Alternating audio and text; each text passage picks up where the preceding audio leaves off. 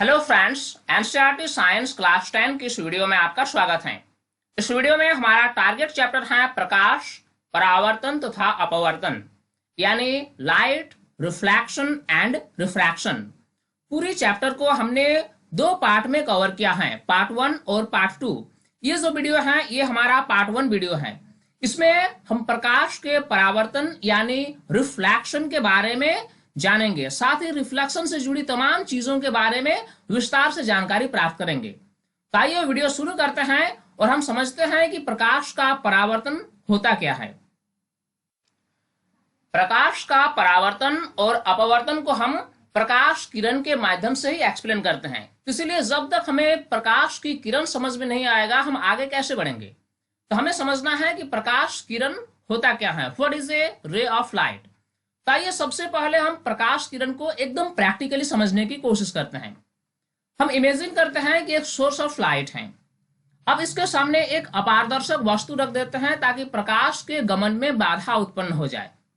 अब इसी अपारदर्शक वस्तु में एक बहुत ही महीन छेद ले लेते हैं और इस छेद में क्या होता है कि इस छेद में प्रकाश आगे बढ़ने लगती है एक रेखा के रूप में। तो इसी रेखा को हम कहते हैं प्रकाश किरण यानी ए रे ऑफ लाइट। तो कुल मिलाकर हम कह सकते हैं कि प्रकाश किरण क्या है न, जब प्रकाश एक सरल रेखा के रूप में गमन करे तो हम उससे प्रकाश किरण यानी प्रकाश की एक रे कहेंगे। इस प्रकार प्रकाश की किरण को समझने के बाद हमारा अगला टॉपिक है प्रकाश का परावर्तन यानी रिफ्लेक्शन ऑफ लाइट। एक्चुअली में प्रकाश का परावर्तन होता क्या है, आइए इसको हम एकदम प्रैक्टिकली समझने की कोशिश करते हैं। हम इमेजिन करते हैं कि एक दर्पण है और जब इस दर्पण पर कुछ प्रकाश की किरणें आपतित होती हैं तो क्या होता है, इसको हम देखते हैं कि ये जो दर्पण है ये प्रकाश की किरणों को वापस पीछे की ओर मोड़ देती है। इसी घटना को, इसी परिघटना को प्रकाश का परावर्तन कहा जाता है। यानी कुल मिलाकर हम कह सकते हैं कि कोई भी चमकीला सतह, चाहे वह दर्पण हो या कोई दूसरे चमकीला सतह हो, जब उसमें प्रकाश आपतित होती है तो प्रकाश को पुनः पीछे की ओर मोड़ दी जाती है। तो इसी प्रकाश को मोड़ने की इसी घटना को, इसी परिघटना को हम प्रकाश का परावर्तन यानी रिफ्लेक्शन ऑफ लाइट कहते हैं। चलिए, प्रकाश के परावर्तन को समझने के बाद अब हम देखते हैं प्रकाश के परावर्तन का नियम यानी laws of reflection of light. जब कभी भी और जहां कहीं भी प्रकाश का परावर्तन होता है तो ये जो किरणें हैं ये कुछ बेसिक रूल्स हैं, कुछ नियम हैं जिसका पालन करती हैं। तो इसी नियम को ही हम कहते हैं प्रकाश के परावर्तन का नियम।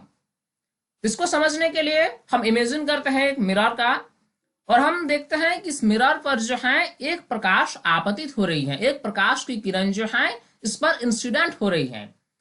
तो ये प्रकाश की किरणें परावर्तन होने के बाद वापस उसी माध्यम में पीछे की ओर मुड़ जाती हैं।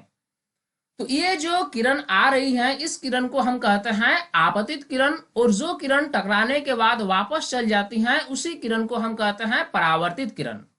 और जिस बिंदु पर यह किरण आकर टकराती है मिरर पर, उस बिंदु पर हम एक अभिलंब डाल देते हैं, एक परपेंडिकुलर लाइन डाल देते हैं और इसी लाइन को हम कहेंगे अभिलंब।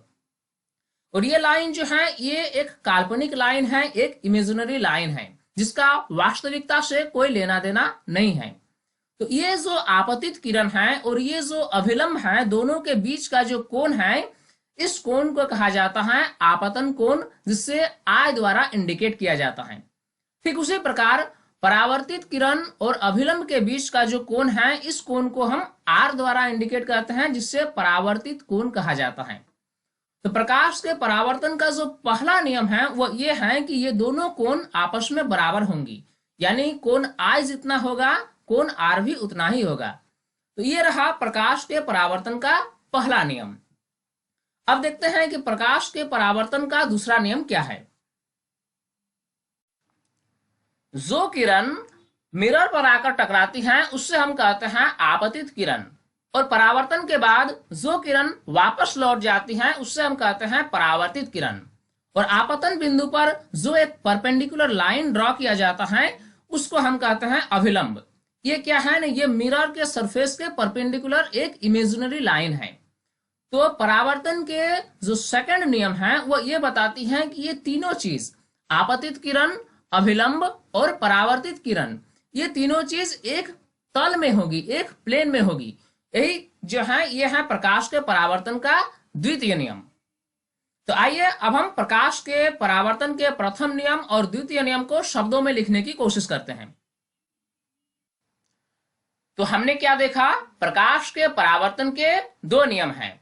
पहला नियम आपतन कोण परावर्तन कोण के बराबर होता है, और दूसरा नियम जो है वह है आपतित किरण दर्पण के आपतन बिंदु पर अभिलंब तथा परावर्तित किरण सभी एक ही तल में होती हैं, एक ही प्लेन में होती हैं।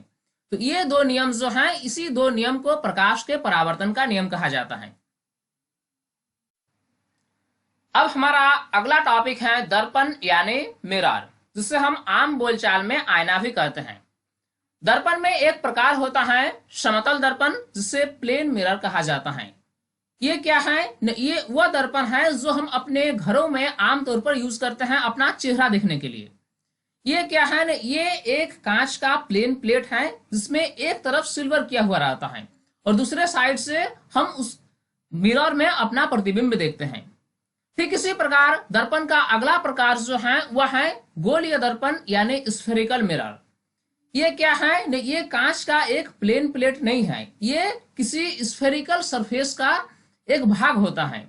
यानी जब किसी कांच के प्लेट का सरफेस जो होता है वो स्फेरिकल हो, प्लेन ना हो कि स्फेरिकल हो, और उसके एक साइड सिल्वर किया हुआ रहे, चाहे बाहर या अंदर, तो उससे जो दर्पण बनती है उसे हम गोलीय दर्पण यानी स्फेरिकल मिरर कहते हैं।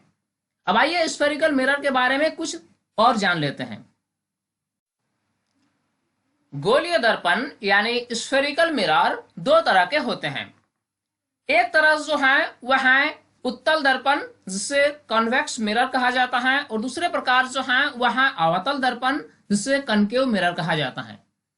कन्वेक्स मिरर में क्या होता है कि ये जो है ये एक स्फेरिकल सरफेस का एक पार्ट होता है, जिसकी जो इनर साइड है, जो अंदर वाली हिस्सा है वह सिल्वर की हुई रहती है और बाहर वाली साइड से उसका इमेज आराम से देखा जा सकता है। तो इस प्रकार के जो दर्पण होती हैं उसी दर्पण को हम उत्तल दर्पण यानी कन्वेक्स मिरर कहते हैं। इसके ऑपोजिट जो अवतल दर्पण होती है वह भी एक स्फेरिकल सरफेस का भाग होती है, लेकिन इसमें जो सिल्वर किया हुआ रहता है वह बाहर से किया हुआ रहता है। यानी इसमें जो है इमेज देखने के लिए हम अंदर वाले सरफेस का यूज करते हैं। तो इस तरह के दर्पण को हम अवतल दर्पण यानी कनकेव मिरर कहते हैं। इस वीडियो में हम उत्तल और अवतल दर्पण के बारे में बहुत कुछ सीखने वाले हैं, लेकिन उससे पहले कुछ खास टर्म्स हैं जिसके बारे में हमारे पास बेसिक जानकारी होनी चाहिए। अब आइए देखते हैं कुछ टर्म्स के बारे में जो कि हम वन बाय वन समझेंगे। पहला है पोल ऑफ ए मिरर यानी दर्पण का ध्रुव, किससे हम कहेंगे दर्पण का ध्रुव। इसके बाद है सेंटर ऑफ कर्वेचर यानी वक्रता केंद्र। इसके बाद है रेडियस ऑफ कर्वेचर यानी वक्रता त्रिज्या, प्रिंसिपल एक्सिस जिससे हम मुख्य अक्ष कहते हैं, और इसके बाद है फोकल लेंथ यानी फोकस दूरी। अब हम किसी मिरर को लेकर इन सभी टर्म्स के बारे में डिटेल जानकारी लेंगे। चलिए सबसे पहले हम कांच की किसी स्फेरिकल सरफेस का एक पार्ट ले लेते हैं। अब जब इस कांच की प्लेट की बाहरी हिस्सा को सिल्वर कर दिया जाता है तो ये एक मिरर बन जाती है, जो कि है हमारा अवतल दर्पण यानी कनकेव मिरर। अब इसी अवतल दर्पण का यूज करके हम डिफरेंट टर्म्स को समझने की कोशिश करेंगे। तो सबसे पहला जो टर्म है वह है कि मिरर का पोल क्या है, दर्पण का ध्रुव क्या है। तो कोई भी दर्पण का जो मिडिल पॉइंट होता है उसे ही हम कहते हैं दर्पण का ध्रुव, जो कि इस डायग्राम में पीले डॉट के द्वारा इंडिकेट किया जा रहा है। अब इसी पॉइंट को हम पोल कहते हैं, ध्रुव कहते हैं, जिसे P द्वारा इंडिकेट किया जाता है। अब चूंकि ये जो सरफेस है स्फेरिकल सरफेस का एक पार्ट है, अगर हम पूरे स्फीयर का इमेजिन करें तो हमारा स्फीयर कुछ इस तरह का बनेगा। अब ये जो स्फेरिकल सरफेस है इसका जो सेंटर होगा वह सेंटर को हम C द्वारा इंडिकेट करते हैं, और इसी पॉइंट को हम कहेंगे सेंटर ऑफ कर्वेचर यानी वक्रता केंद्र। अब ये जो दो पॉइंट हैं, एक P और एक C, ये दोनों पॉइंट को मिलाने वाली जो स्ट्रेट लाइन होगी उसी लाइन को हम कहेंगे प्रिंसिपल एक्सिस यानी मुख्य अक्ष। हमने प्रिंसिपल एक्सिस को समझ लिया। अब हमें समझने की जरूरत है कि रेडियस ऑफ कर्वेचर यानी वक्रता त्रिज्या क्या है। तो वक्रता त्रिज्या क्या है ना, जो इमेजिनरी सरफेस है, स्फेरिकल सरफेस है, इसकी जो रेडियस है उसी को हम कहेंगे रेडियस ऑफ कर्वेचर यानी वक्रता त्रिज्या।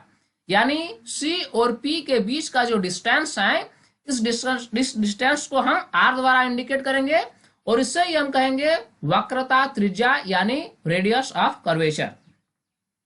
चलिए, हमने इतना सारे टर्म्स को समझ लिया। अब एक टर्म्स बाकी रहा हमारा, वह है फोकल लेंथ यानी फोकस दूरी। किसी दर्पण का फोकस दूरी क्या होता है, इसे अब हमें समझने की जरूरत है।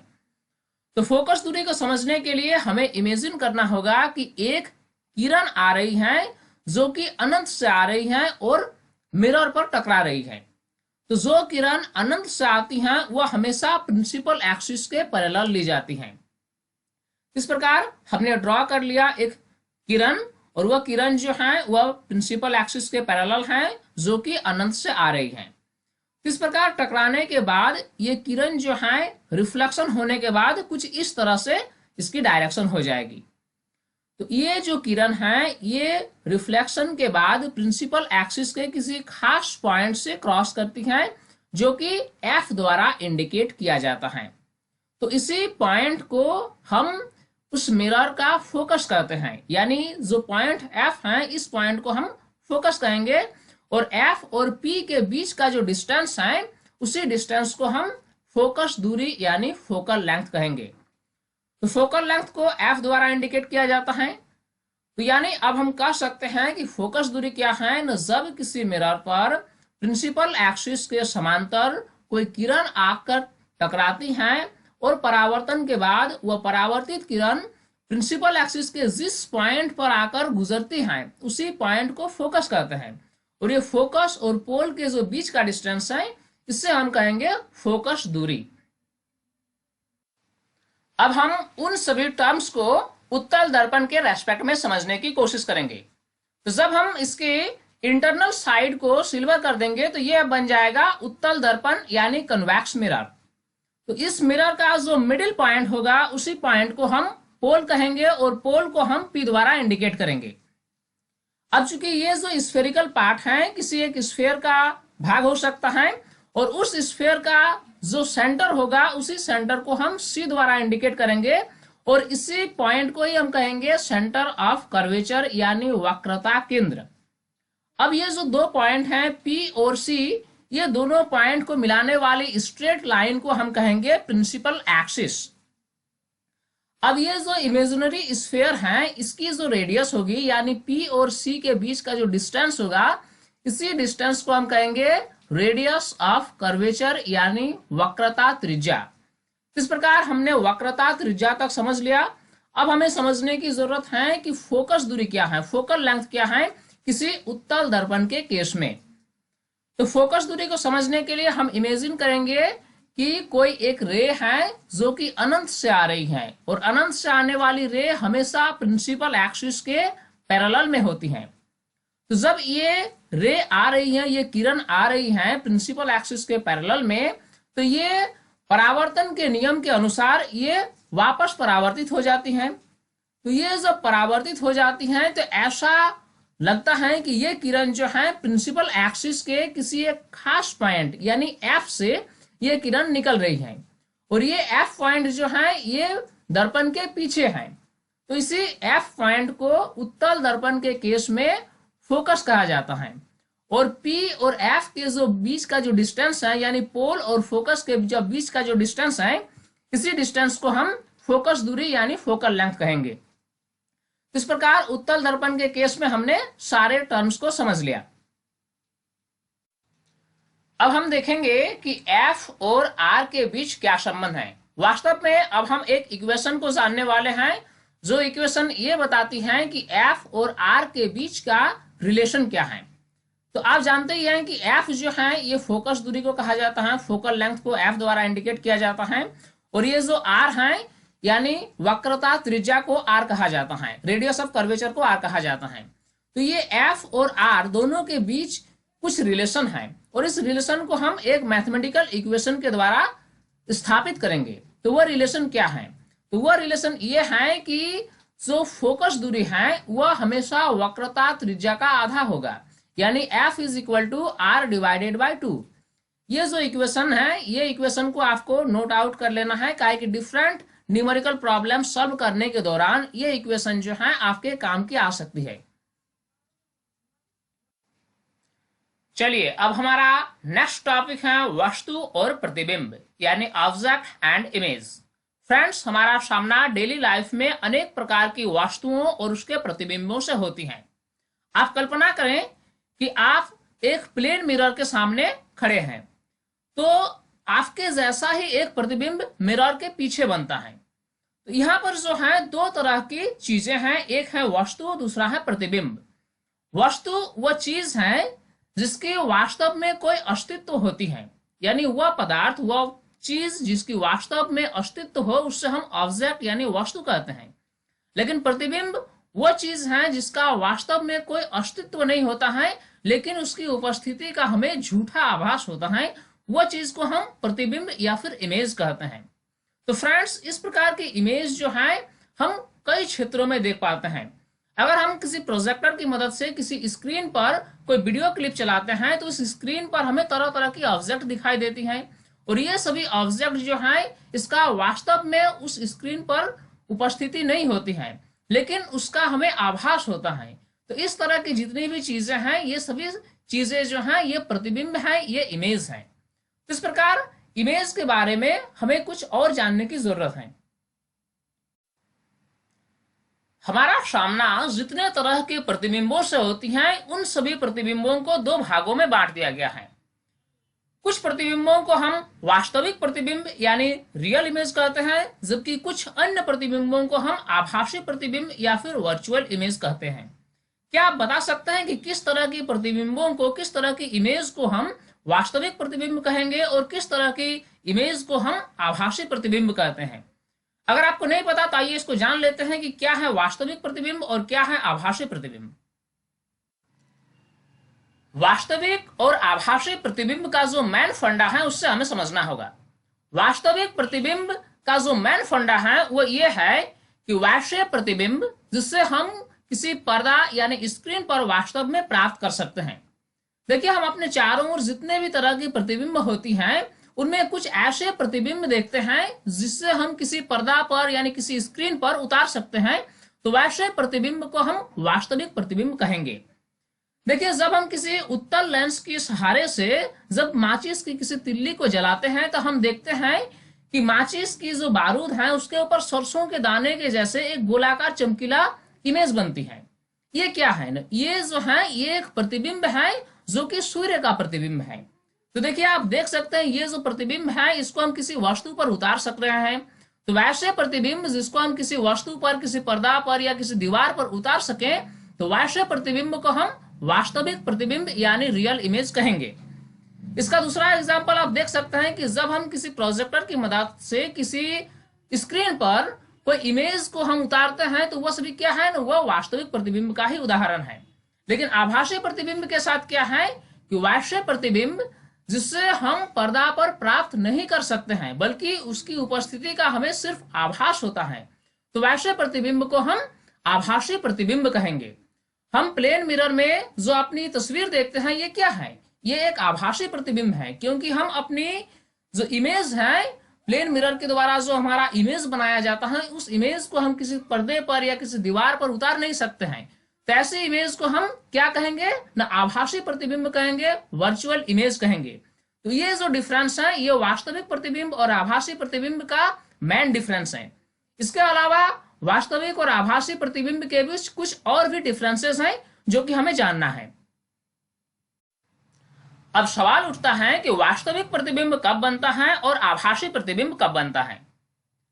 जब प्रकाश की किरणें वास्तव में किसी बिंदु पर मिलती हैं तो उस बिंदु पर वास्तविक प्रतिबिंब बनता है। जब कभी भी प्रकाश का परावर्तन या अपवर्तन के पश्चात प्रकाश की किरणें किसी खास बिंदु पर आपस में मिलती हैं तो उस बिंदु पर वास्तविक प्रतिबिंब बनता है। लेकिन आभासी प्रतिबिंब के साथ क्या घटना है कि जब प्रकाश की किरणें किसी खास बिंदु से निकलता हुआ प्रतीत होता है तो उस बिंदु पर आभासी प्रतिबिंब बनता है। यहाँ पर यही डिफरेंस है कि वास्तविक प्रतिबिंब तभी बनेगा जब सारी किरणें किसी एक खास बिंदु पर आपस में मिलेंगी, लेकिन आभासी प्रतिबिंब में क्या होता है कि किरणें आपस में मिलती नहीं है, लेकिन किसी खास जगह से किसी खास बिंदु से सभी किरणें निकलती हुई प्रतीत होती हैं। अब आइए प्लेन मिरर के केस में हम देखेंगे कि आभासी प्रतिबिंब कैसे बनता है। आभासी प्रतिबिंब को समझने के लिए हम एक प्लेन मिरर का एग्जांपल लेते हैं। जब इस प्लेन मिरर के सामने एक ऑब्जेक्ट को रखते हैं तो उस ऑब्जेक्ट से किरणें निकलती हैं और ये सभी किरणें आकर समतल दर्पण पर टकराती हैं। टकराने के बाद क्या होता है कि किरणों का परावर्तन होता है और ये सभी किरणें जो हैं वापस मुड़ जाती हैं। तो जितनी भी किरणें आपस में टकराती हैं समतल दर्पण के साथ, सभी किरणें ऐसे प्रतीत होती हैं कि किसी एक खास बिंदु से निकल रही हो। तो वह बिंदु जहां से सभी किरणें परावर्तन के पश्चात निकलता हुआ प्रतीत होता है, उस बिंदु पर एक प्रतिबिंब बनता है, उस वस्तु का एक प्रतिबिंब बनता है जिससे हम आभासी प्रतिबिंब यानी वर्चुअल इमेज कहते हैं। यानी प्लेन मिरर में जितनी भी इमेज बनती है वे सभी इमेज क्या है, वे सभी इमेज आभासी प्रतिबिंब है, वर्चुअल इमेज है। इन दो प्रकार के प्रतिबिंबों के बीच और एक डिफरेंस है जो कि काफी इंपॉर्टेंट है। जब कभी भी और जहां कहीं भी वास्तविक प्रतिबिंब बने तो यह प्रतिबिंब हमेशा वस्तु के तुलना में उल्टा होता है, इन्वर्टेड होता है। लेकिन आभासी प्रतिबिंब क्या है कि जहां भी आभासी प्रतिबिंब बने वह हमेशा वस्तु जैसा ही सीधा प्रतिबिंब बनेगा। यानी वास्तविक प्रतिबिंब हमेशा उल्टा बनता है जबकि आभासी प्रतिबिंब हमेशा सीधा बनता है। इस प्रकार हमने वास्तविक प्रतिबिंब और आभासी प्रतिबिंब के बीच तीन मुख्य अंतर को जान लिया। अब हम अगले टॉपिक पर आएंगे, यानी अवतल दर्पण के लिए बिंब और प्रतिबिंब की स्थिति। इस टॉपिक में हम क्या देखेंगे? इस टॉपिक में हम देखेंगे कि किसी अवतल दर्पण के केस में यानी कनकेव मिरर के केस में किसी वस्तु को कहां पर रखने से उसकी प्रतिबिंब कहां बनती है। अगर वस्तु को फोकस में रखा जाए तो प्रतिबिंब कहां बनेगी, वस्तु अगर अनंत पर हो तो प्रतिबिंब कहां बनेगी, या फिर वस्तु अगर वक्रता केंद्र पर हो तो प्रतिबिंब कहां बनेगी। इन सभी पॉइंट के बारे में अब हम जानेंगे और ये जो टॉपिक है ये topic exam point of view से वेरी इंपॉर्टेंट है। तो आइए डिफरेंट केस में हम इसको समझ लेते हैं कि प्रतिबिंब जो है कहां बनेगी।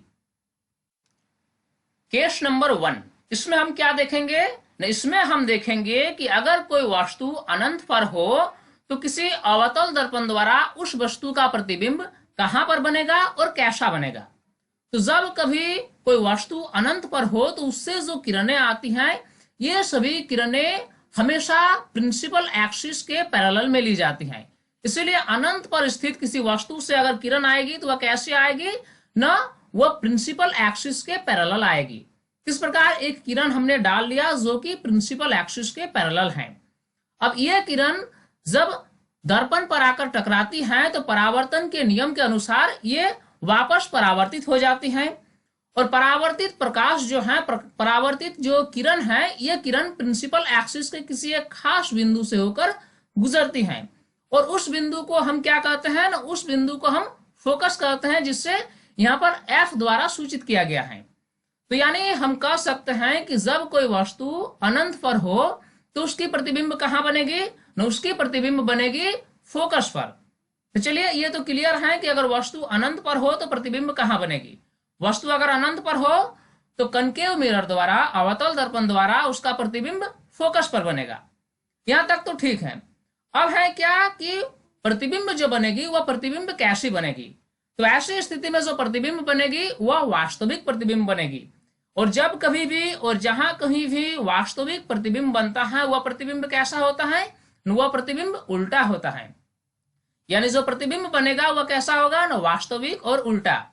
साथ ही साथ इसमें और एक इंपॉर्टेंट पॉइंट है कि इस तरह की जो प्रतिबिंब है वह अत्यधिक छोटा होगा, बिंदु आकार का होगा। तो ये रहा हमारा केस 1। अब हम केस 2 यानी स्थिति 2 पर विचार करते हैं। केस नंबर 2, इसमें हम क्या देखेंगे कि जब कोई वस्तु C से परे हो, यानी अगर कोई वस्तु अनंत और वक्रता केंद्र C के बीच किसी बिंदु पर हो तो उस वस्तु का प्रतिबिंब अवतल दर्पण द्वारा किस बिंदु पर बनेगा और कैसा बनेगा। तो आइए C और अनंत के बीच एक वस्तु ले लेते हैं O, और इस वस्तु से निकलने वाली किरणों में से कोई एक किरण हम इस पर आपतित कराते हैं और वह किरण जो है अवतल दर्पण पर आकर टकराती हैं। तो परावर्तन के नियम के अनुसार होता क्या है कि ये किरण वापस परावर्तित हो जाती हैं और ये जो है प्रिंसिपल एक्सिस के C और F के बीच किसी बिंदु से होकर गुजरती हैं। यानी इस वस्तु का प्रतिबिंब जो है वह C और F के बीच बनेगा, यानी वक्रता केंद्र C और फोकस F के बीच किसी एक बिंदु पर इस वस्तु का प्रतिबिंब बनेगा। तो ये रहा कि वस्तु कहां पर बनेगा, प्रतिबिंब कहां पर बनेगा। अब सवाल है कि ये जो प्रतिबिंब है वह प्रतिबिंब का स्वरूप कैसा होगा। तो इस तरह का जो प्रतिबिंब है वह प्रतिबिंब वास्तविक होगा, और अगर प्रतिबिंब वास्तविक है तो प्रतिबिंब क्या होगा ना, प्रतिबिंब उल्टा होगा। साथ ही इस तरह की स्थिति में हमेशा प्रतिबिंब जो होगा वह वस्तु के आकार से छोटा होगा। तो इस तरह का केस 2 हमने समझ लिया। अब आइए केस 3 को देखते हैं। केस नंबर 3 में हम क्या देखेंगे कि अगर कोई वस्तु को उस दर्पण के वक्रता केंद्र C पर रख दिया जाए तो उसकी प्रतिबिंब कहां बनेगी और कैसी बनेगी। तो इस स्थिति में वस्तु कहां पर रहेगा न, वस्तु वक्रता केंद्र C पर ही रहेगा। तो ये जो है इस वस्तु से जब कोई प्रकाश की किरणें दर्पण पर आकर टकराती हैं तो वह किरणें कैसी होती है ना, वह हमेशा दर्पण के सतह के परपेंडिकुलर होता है। यानी परावर्तन के बाद ये किरणें जो हैं वही रास्ता अपनाएगी जिस रास्ते से प्रकाश की किरणें आई थी।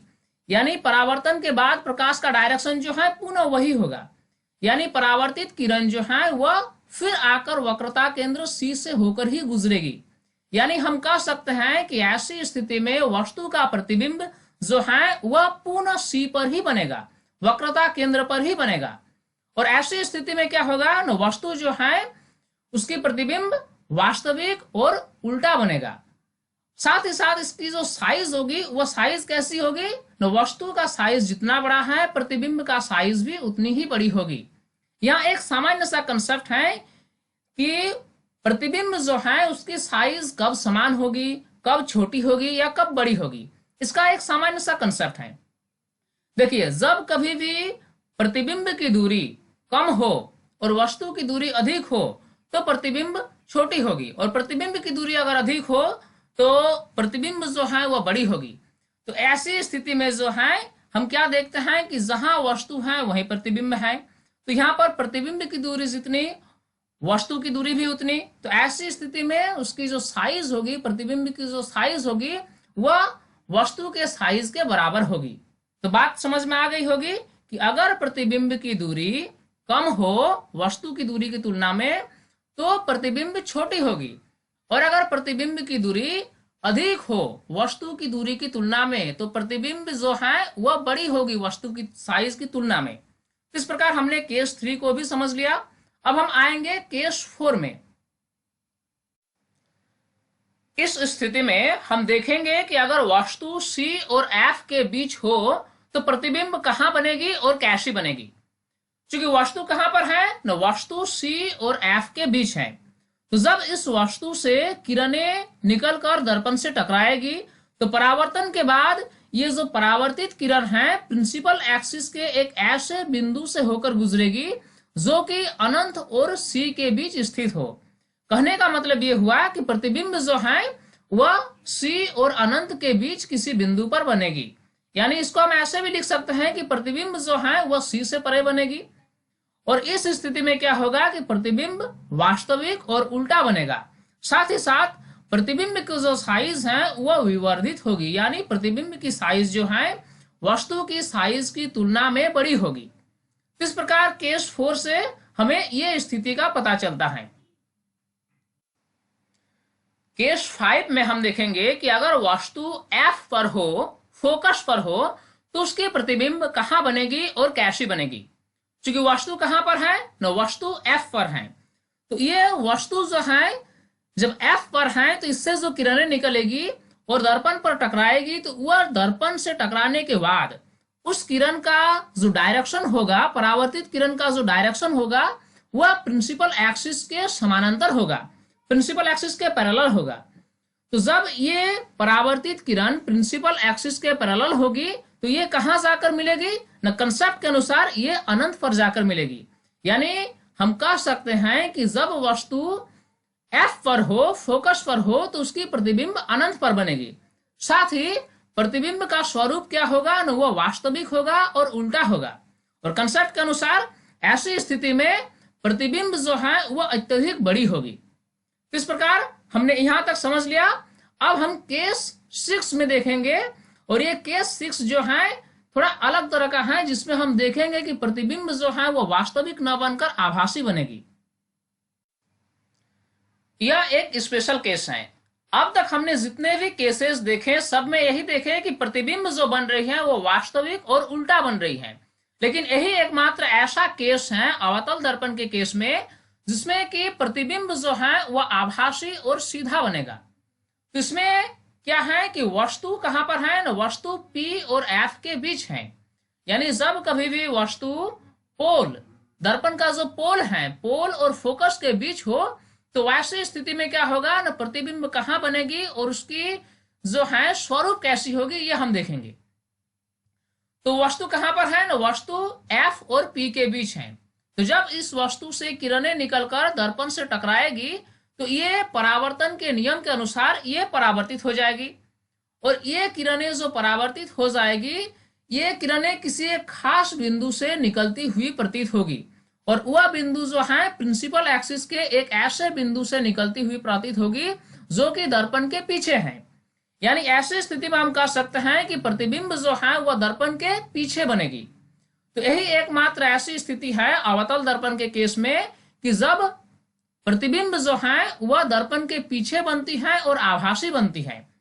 तो प्रतिबिंब कैसी होगी, तो जब आभासी होगी तो वह सीधा भी होगी, और ऐसी स्थिति में होगा क्या कि प्रतिबिंब का साइज जो है वस्तु के साइज से विवर्धित होगी, यानी बड़ी होगी। डिफरेंट केसेस को जानने के बाद अब हम देखेंगे कि आखिर अवतल दर्पण का उपयोग कहां कहां होता है।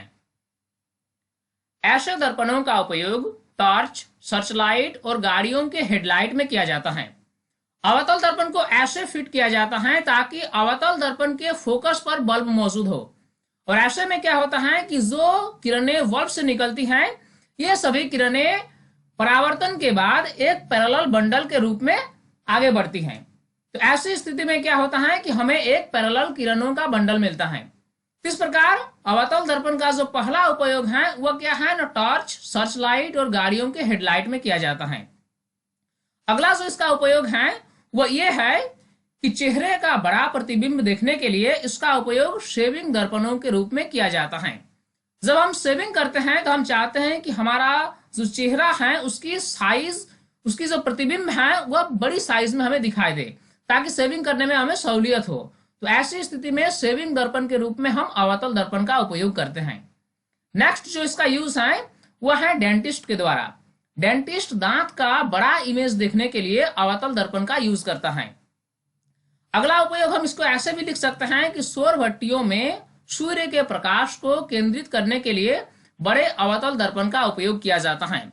जो सौर भट्टियां हैं उसमें सोलर एनर्जी को कलेक्ट करने के लिए बड़े बड़े अवतल दर्पण लगाए जाते हैं, और इन सभी अवतल दर्पण द्वारा सौर एनर्जी को कलेक्ट करके उसके फोकस पर डाला जाता है ताकि सारे एनर्जी को कलेक्ट किया जा सके। इस प्रकार अवतल दर्पण का यूज जो है उसको हम इस तरह से लिख सकते हैं। चलिए, अवतल दर्पण के बारे में हमने काफी कुछ सीख लिया। अब हम देखेंगे उत्तल दर्पण यानी कन्वेक्स मिरर के बारे में कुछ विशेष बातें। हम इसमें देखेंगे कि कन्वेक्स मिरर के केस में किसी वस्तु को कहां पर रखने से उसकी प्रतिबिंब कहां बनती है। केस 1 में हम देखेंगे कि जब वस्तु अनंत पर हो तो उसकी प्रतिबिंब कहां बनेगी और कैसी बनेगी। जब वस्तु अनंत पर हो तो उससे जो किरणें आती हैं वह हमेशा प्रिंसिपल एक्सिस के पैरेलल ली जाती हैं। इस प्रकार ये जो किरण है, ये किरण आकर जो हमारा दर्पण है, जो कन्वेक्स मिरर है, उस पर आकर टकराती हैं। टकराने के बाद परावर्तन के नियम के अनुसार ये किरण वापस परावर्तित हो जाती हैं, और ऐसा मालूम होता है कि ये किरण जो है दर्पण के पीछे प्रिंसिपल एक्सिस के किसी एक खास बिंदु से ओरिजिनेट हो रही है, और वह बिंदु है एफ यानी फोकस। तो हम कह सकते हैं कि प्रतिबिंब जो है वह दर्पण के फोकस एफ पर बनेगा। साथ ही साथ प्रतिबिंब अब जो है वह कैसी होगी न, प्रतिबिंब होगी आभासी और सीधा, क्योंकि ऐसे प्रतिबिंब को हम किसी पर्दे पर नहीं उतार सकते हैं और प्रतिबिंब का जो साइज होगा वह अत्यंत छोटा होगा। इस प्रकार हमने केस 1 को समझ लिया। अब हम आते हैं केस 2 में। केस 2 में हम देखेंगे कि जब वस्तु अनंत और ध्रुव P के बीच किसी बिंदु पर हो तो उसकी प्रतिबिंब कहां बनेगी और कैसी बनेगी। अब हम देख लेते हैं कि एक पॉइंट है O जो कि अनंत और ध्रुव P के बीच कोई एक बिंदु है। तो जब इस बिंदु पर कोई एक वस्तु हो और उस वस्तु से किरणें आकर दर्पण पर टकराती हैं तो ये किरणें परावर्तन के नियम के अनुसार परावर्तित हो जाती हैं और ये परावर्तित किरण ऐसे प्रतीत होती हैं कि ये दर्पण के पीछे प्रिंसिपल एक्सिस के किसी एक पॉइंट से निकल रही हो और वह पॉइंट का जो पोजीशन है वह है P और F के बीच। यानी ऐसी स्थिति में हम कह सकते हैं कि वस्तु का प्रतिबिंब जो है वह P और F के बीच किसी बिंदु पर बन रही है। अगर हम प्रतिबिंब के स्वरूप की बात करें तो प्रतिबिंब हमेशा आभासी और सीधा होगा। साथ ही साथ इसकी साइज जो है वह वस्तु की साइज से छोटी होगी। तो हमने क्या देखा कि अवतल दर्पण के केस में प्रतिबिंब वास्तविक और आभासी दोनों प्रकार की बन सकती हैं, लेकिन उत्तल दर्पण के केस में कभी भी वास्तविक प्रतिबिंब नहीं बन सकता है। प्रतिबिंब हमेशा आभासी बनता है और सीधा बनता है। साथ ही साथ वस्तु के साइज की तुलना में प्रतिबिंब का साइज जो है वह छोटा होता है। चलिए, उत्तल दर्पण के दोनों केसों को हमने समझ लिया, केस 1 और केस 2। अब हमारे लिए जरूरी है कि आखिर उत्तल दर्पण यानी कन्वेक्स मिरर का यूज कहां कहां होता है। इसका यूज जो है, इसका यूज गाड़ियों में होता है बैक मिरर के रूप में, ताकि हम पीछे का दृश्य देख सके। जहां कहीं भी गाड़ी में मिरर का यूज किया जाता है तो वह हमेशा उत्तल दर्पण होता है, कन्वेक्स मिरर होता है। मिरर से रिलेटेड तमाम जानकारियों से रूबरू होने के बाद अब हम अपना सारा ध्यान केंद्रित करेंगे दर्पण सूत्र यानी मिरर फॉर्मूला पर। आखिर क्या है यह दर्पण सूत्र? ये जो दर्पण सूत्र है ये एक मैथमेटिकल इक्वेशन है, मैथमेटिकल फॉर्मूला है, जिसका यूज हम तब करते हैं जब हमें दर्पण से रिलेटेड डिफरेंट न्यूमेरिकल प्रॉब्लम्स को सॉल्व करना होता है। तो आइए देखते हैं कि क्या है इक्वेशन। ये जो फॉर्मूला है ये है कि 1 डिवाइडेड बाय v प्लस 1 divided by u is equal to 1 divided by f। यहां पर आपको पता होना चाहिए कि v जो है ये है प्रतिबिंब दूरी यानी इमेज डिस्टेंस, जबकि u जो है वह है वस्तु दूरी यानी ऑब्जेक्ट डिस्टेंस, और f जो है वह है हमारा फोकस दूरी यानी फोकल लेंथ। ये इक्वेशन को जाने बगैर हम डिफरेंट न्यूमेरिकल्स को सॉल्व नहीं कर सकते हैं। इस इक्वेशन को यूज करने में अक्सर स्टूडेंट्स गलतियां कर देते हैं, कहा है कि उनको पता नहीं होता है कि कब हमें इन सभी क्वांटिटीज को v, u और f को पॉजिटिव में लेना चाहिए और कब हमें इससे नेगेटिव में लेना चाहिए। तो आइए हम देखते हैं कि क्या है इसके बीच का फंडा, कि कब हमें v, u और f को पॉजिटिव में लेना चाहिए और कब हमें नेगेटिव में लेना चाहिए। मिरर से रिलेटेड डिफरेंट न्यूमेरिकल प्रॉब्लम को सॉल्व करने से पहले हमें कुछ बेसिक्स रूल्स पता होने चाहिए। जब तक ये रूल्स हमें पता नहीं होगी तब तक हम न्यूमेरिकल्स को करेक्टली नहीं बना सकते हैं। और इसी रूल्स को जानने के लिए हम पढ़ते हैं गोलीय दर्पणों के लिए चिन्ह परिपाटी यानी sign convention for spherical mirrors. इसमें जो पहली बात है वो ये है कि जो हम ऑब्जेक्ट लेंगे वह हमेशा मिरर के लेफ्ट साइड में लेंगे, यानी ऑब्जेक्ट हमारा लेफ्ट साइड में रहेगा और मिरर जो है वह राइट साइड में रहेगा।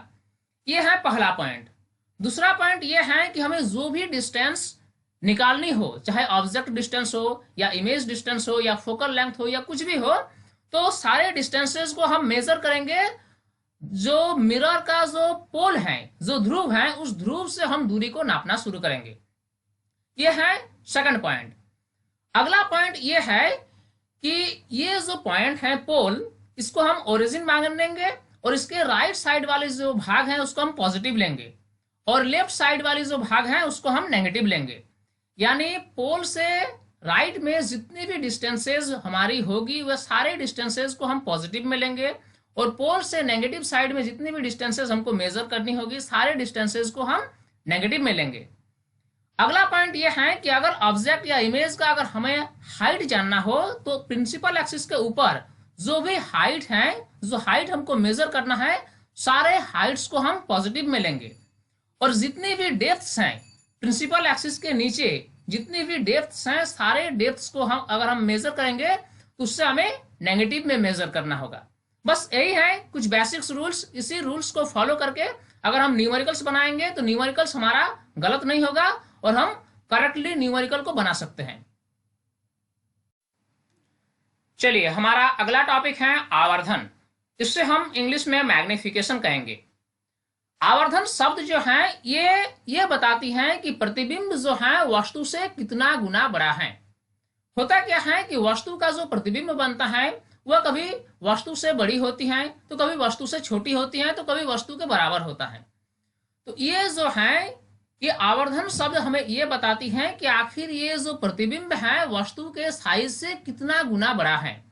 अगर कोई प्रतिबिंब वस्तु के साइज का 2 गुना है तो हम कहेंगे कि इसका आवर्धन जो है वह 2 है। अगर किसी प्रतिबिंब वस्तु के साइज से 4 गुना है तो हम कहेंगे कि आवर्धन जो है वह 4 है। तो आवर्धन शब्द हमें यह बताती है कि प्रतिबिंब जो है वस्तु से कितना गुना बड़ा है। अब आवर्धन के लिए फॉर्मूला क्या है कि इससे हम आवर्धन को m द्वारा इंडिकेट करते हैं। आवर्धन निकालने के लिए हम क्या करेंगे कि प्रतिबिंब की ऊंचाई और वस्तु की ऊंचाई का अनुपात निकाल देंगे। बस यही फॉर्मूला जो है, इससे ही हम आवर्धन का फॉर्मूला कहेंगे। अगर हमें प्रतिबिंब की ऊंचाई पता है और वस्तु की ऊंचाई पता है तो दोनों का जो रेशियो होगा वही होगा हमारा आवर्धन। अगर हमें ऊंचाई नहीं पता तो इसको हम दूसरे तरीके से भी निकाल सकते हैं। आवर्धन का दूसरा formula v divided by uv होता है। ये हम तब यूज करेंगे जब हमें ऊंचाई नहीं पता हो। तो हम क्या करेंगे, v और u का रेशियो निकाल देंगे। जो हमारा रिजल्टेंट वैल्यू आएगा वही होगा हमारा आवर्धन। v क्या है, v है प्रतिबिंब की दूरी और u जो है वह है वस्तु की दूरी। तो प्रतिबिंब दूरी और वस्तु दूरी को आपस में डिवाइड कर देंगे, जो रिजल्टेंट वैल्यू आएगा वही होगा हमारा आवर्धन। इस प्रकार हमने आवर्धन को समझ लिया। सेकंड पार्ट वाली वीडियो में हम आपको बताएंगे प्रकाश का अपवर्तन यानी रिफ्रैक्शन ऑफ लाइट और उससे जुड़ी तमाम चीजें। तो फ्रेंड्स, अगर इस वीडियो को अभी तक आपने लाइक नहीं किया है तो लाइक जरूर कर दें और साइंस से रिलेटेड डिफरेंट इंटरेस्टिंग और हेल्पफुल वीडियोस के लिए आप हमारे यूट्यूब चैनल साइंस प्लेटफॉर्म को जरूर सब्सक्राइब कर लें। साथ ही नोटिफिकेशन बेल को ऑन करना ना भूलें। तब तक के लिए बाय।